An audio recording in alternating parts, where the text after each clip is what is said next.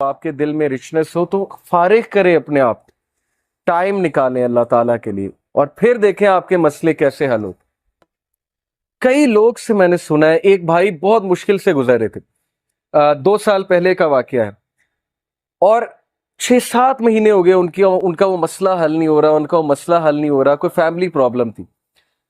اور ایک دن مجھے ملے and he was so happy، اور انہوں نے مجھے ایک سینٹینس کہا جو میں کبھی نہیں بھولوں گا۔ انہوں نے کہا کہ علی بھائی all it took was one تہجد، that's it، لیکن 6 مہینے مجھے کبھی ٹائم نہیں ملا،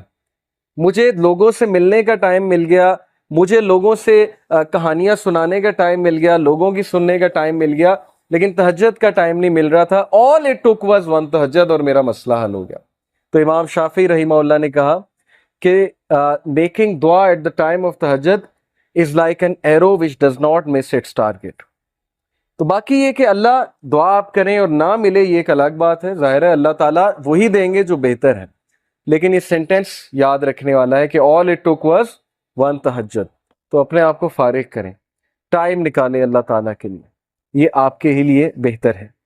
اور پھر یہ حدیث، انس بن مالک reported the messenger of Allah صلی اللہ علیہ وسلم said،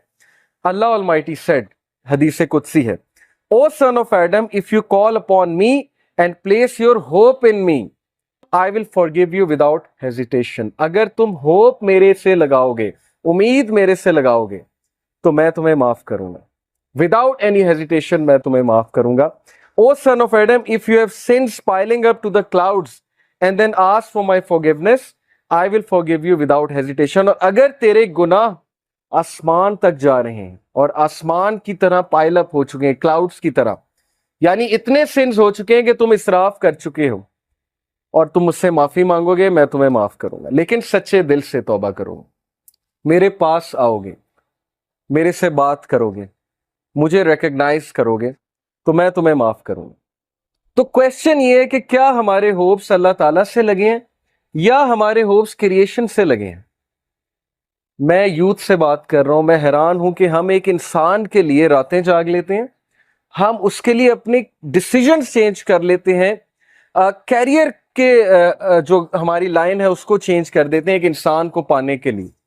ایک انسان کے پیچھے دوڑتے ہیں، اور بعد میں ہمیں کوئی خاص فائدہ بھی نہیں ملتا، بعد میں ہمیں جو ہے وہ ریگریٹ ہوتا ہے کہ میں نے اتنا کچھ کیا اور آگے سے رزلٹ جو ہے وہ کچھ بھی نہیں ہے۔ تو یہ ہیں وہ مثالیں جو اللہ تعالیٰ ہمیں قرآن مجید میں بتا رہے ہیں، حدیث میں بتا رہے ہیں کہ تم میرے سے امید لگاؤ،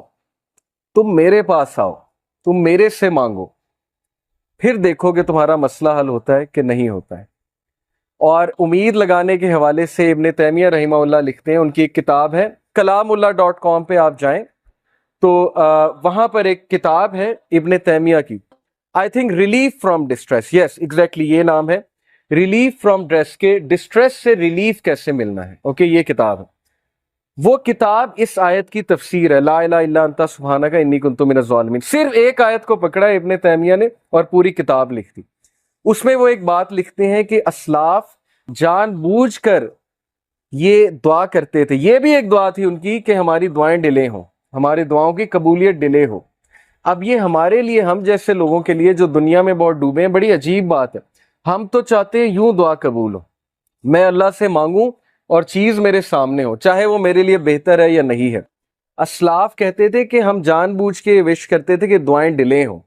کیوں؟ کیونکہ جب بندہ دعا کر رہا ہوتا ہے اس کا تعلق ہی اللہ سے اور ہوتا ہے،